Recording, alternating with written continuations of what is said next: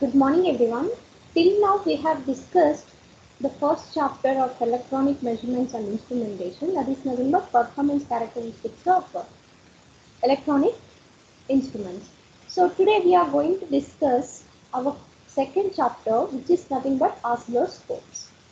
So, in this chapter, we are going to discuss different specifications of cathode ray oscilloscopes and what are different functional blocks present in the cathode ray oscilloscope and different features of cathode ray tube and what are the different types of cathode ray oscilloscopes are available. But first, our topic of discussion today is standard specifications of CRO. So first let us discuss what is CRO. CRO is nothing but cathode ray oscilloscope. So it is an electronic equipment which displays voltage waveform as a function of time varying signal. That means it is also called X-Y plotter. Why? Because it is going to display different voltage waveforms as a function of time. So on the x-axis we are going to get the time value, whereas on the y-axis. So coming to the different parts of oscilloscope, so these are various functional blocks present in the oscilloscope. So those are nothing but cathode ray tube, vertical amplifier, delay line, trigger circuit, time-based generator, and horizontal amplifier. So if you look at the diagram, this is the block diagram of cathode ray oscilloscope. So these are various functional blocks which we are going to discuss.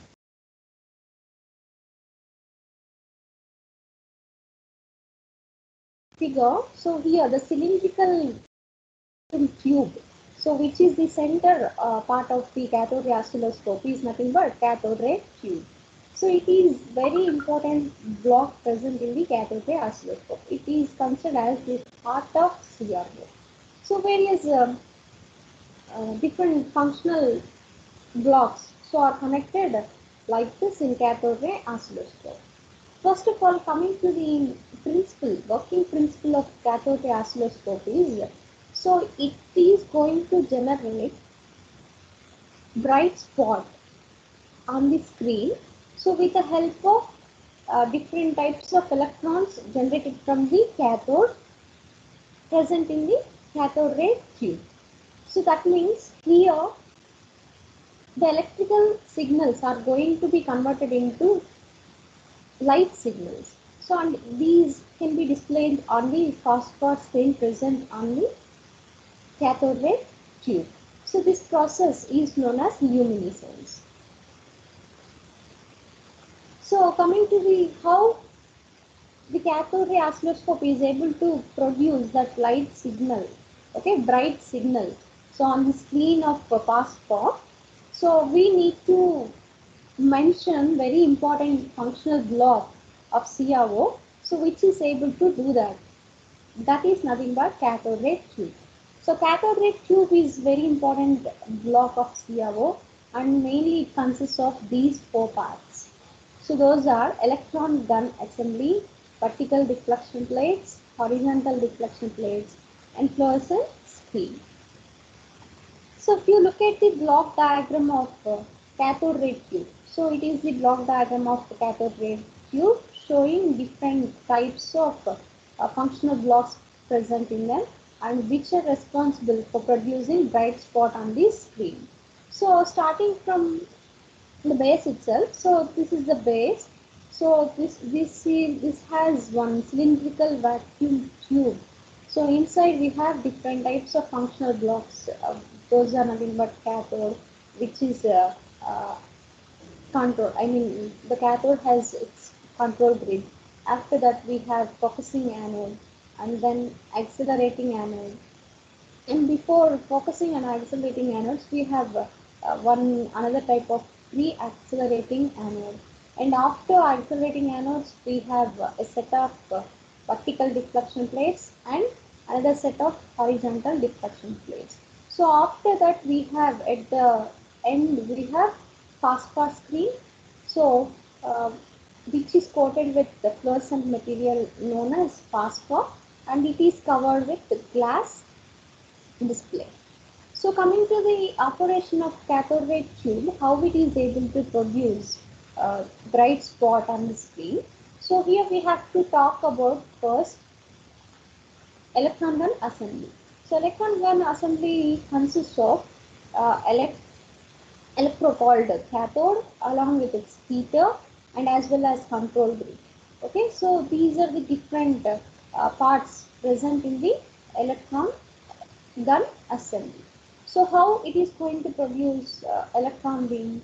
So whenever cathode is connected to the negative potential, so when the heater gets heated, so it is going to produce different number of electrons. So those electrons are emerged from the small opening available in the electron assembly.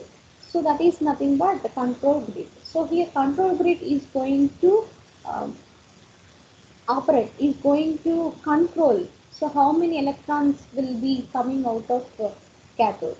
So if grid is connected to low voltage, so the spot will be very bright. So if the grid is connected to very high voltage, so the spot appears on the screen will be dim. So that is why control grid is able to adjust the brightness of a spot that is going to appear on the screen. So after the number of electrons have come out of a grid, so these are allowed to pass through different types of electrodes. Those are nothing but anodes. So present here in the electron assembly.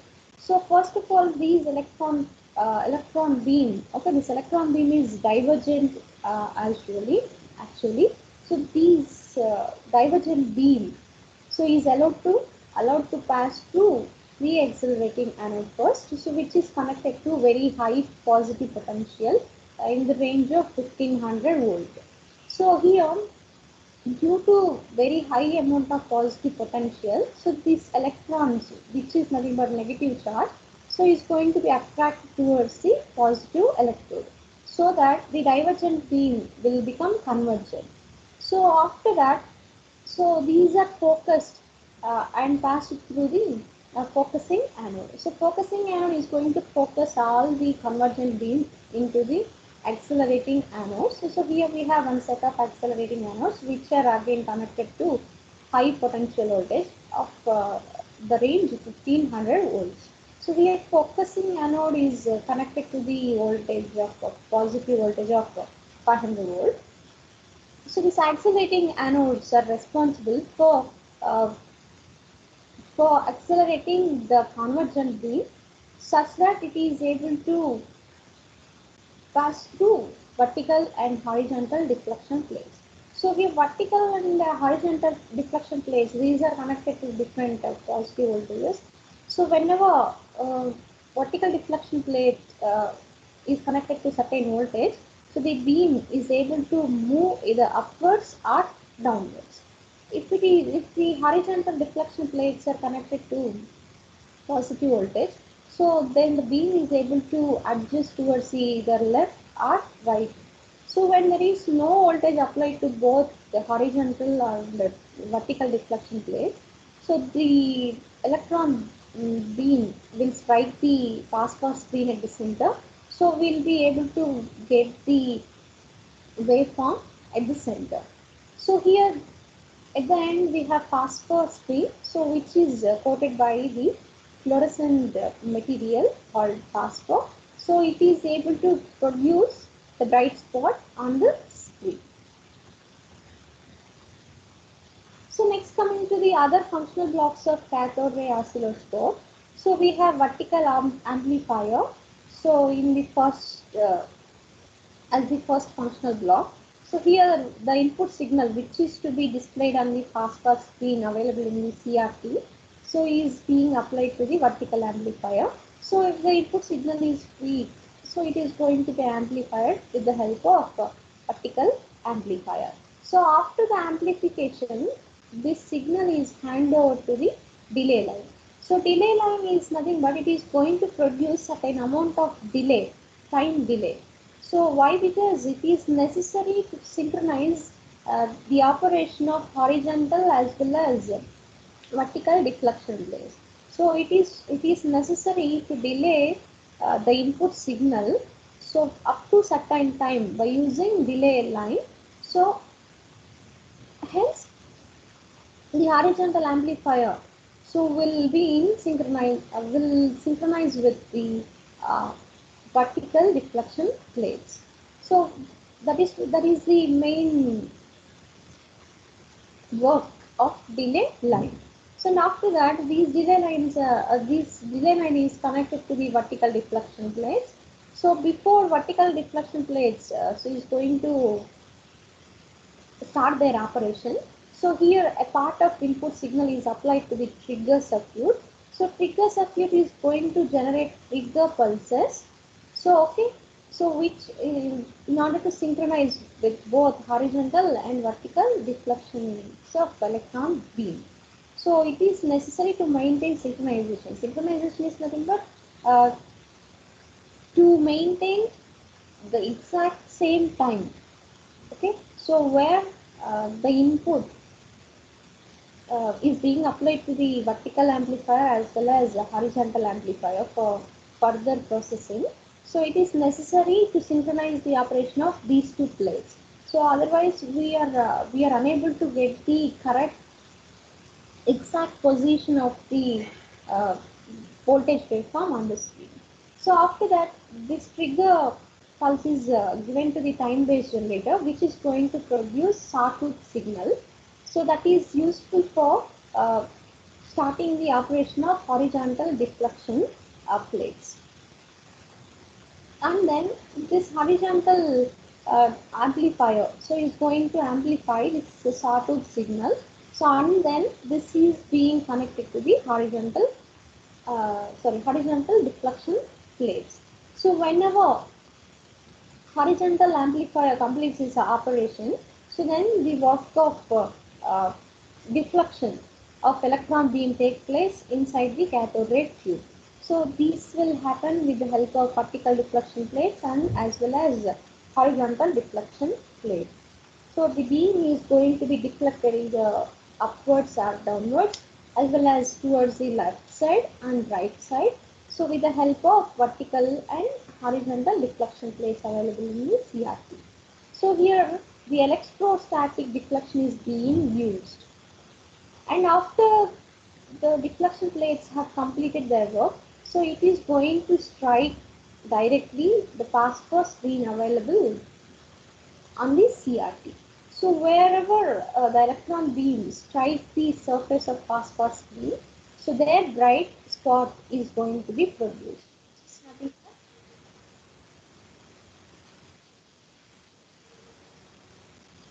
So which is nothing.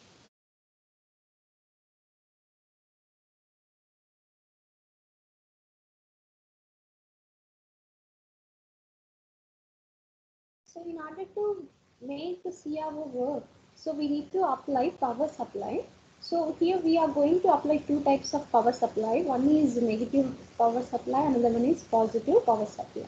So here the negative power supply should be very high. So it should be in the range of 1500 to 2000 volts. So whereas this positive power supply is going to be low voltage, so it is in the range of 5 to 600 volts. And then, so we are going to discuss the features of CRT. So cathode ray tubes so are available in different sizes and different colors. So here in this session we are going to discuss what are different features of cathode ray tubes. So the important features of cathode ray tube are like this. So those are nothing but size, ask for operating voltages, deflection voltages and viewing screen. So here first of all let us discuss what is size. So the size indicates the diameter of the screen. Okay, so we have different range of screen diameters available. So those are like 1, 2, 3, 5 and 7 inches. So if it is portable instrument, if it is able to be carried everywhere, so it should be in the range of 3 inches. But normally in the laboratories, and industries. So we are going to use 5 to 7 inches diameter of size. And then coming to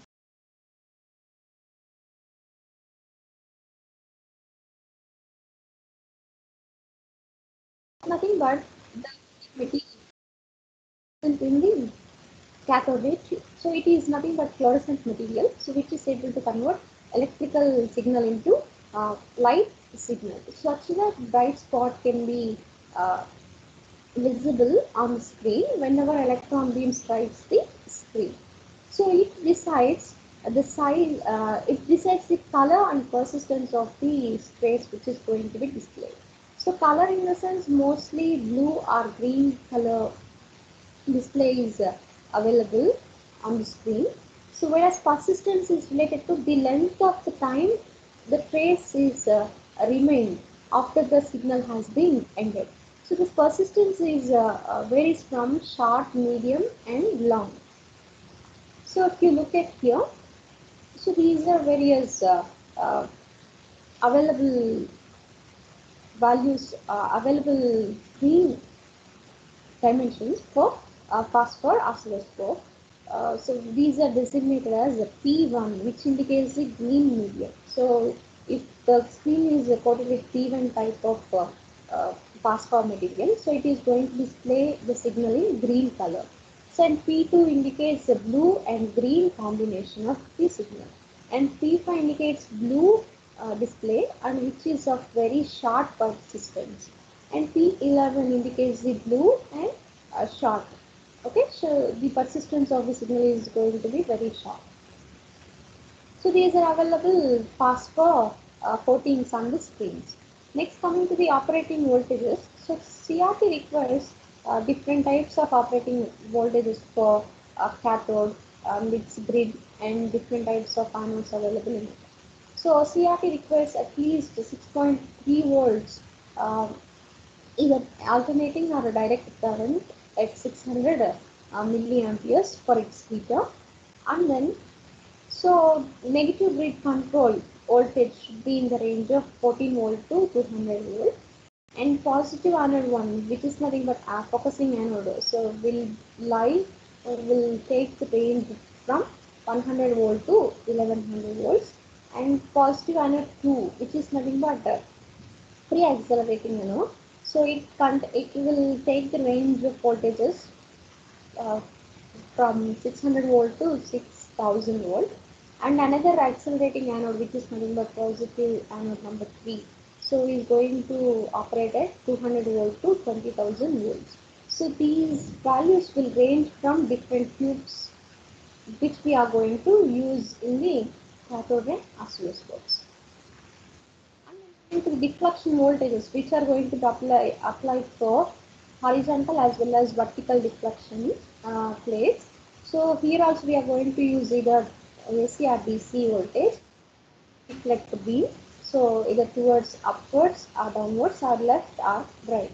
So the distance through which the spot moves on the screen is directly proportional to the DC or peak. So how much value of the cathode signal we are going to provide to the horizontal deflection plate, as well as how much input signal voltage is being applied to the vertical deflection will move in proportional with that voltage. Next, coming to the viewing screen. So this viewing screen is nothing but the glass face plate. So the inside wall of which is coated with the fluorescent material called phosphor. So the size of the viewing screen should be in the range of 8 centimeter to 10 centimeter. Centimeter is nothing but vertical screen, whereas 10 centimeter is nothing but the horizontal screen. So on the voltage waveform is being displayed for further analysis. Coming to the applications of cathode ray of oscilloscopes, so these CROs are used to measure voltage, current, frequency, inductance, admittance. So whenever we are going to produce the signal, uh, we can determine different values of that signal, okay, like voltage and current, frequency, which is nothing but the inverse of time period, and inductance and resistance and admittance. Okay, so power factor, which is nothing but the quality factor of power, so the ratio of output to input power. And also this device is used to check the amplitude modulation as well as frequency modulation circuits characteristics. So used for comparison of phase and frequency. So whenever signal is undergone amplitude modulation or frequency modulation, so these CROs are helpful to analyze the characteristics. Is used for the comparing phases and the frequencies of different signals. And also it is used in laboratories for the purpose of research. So whenever researchers or scientists create a new design circuit, so they use CRO to verify the waveforms of voltage and current of every element of the circuit. So in this way, the CRO is helpful in many ways. So hope you have understood what we have discussed today. So if you have any questions regarding this, you just comment in the comment section. And then if you like our lecture, so please subscribe our channel. Let's talks.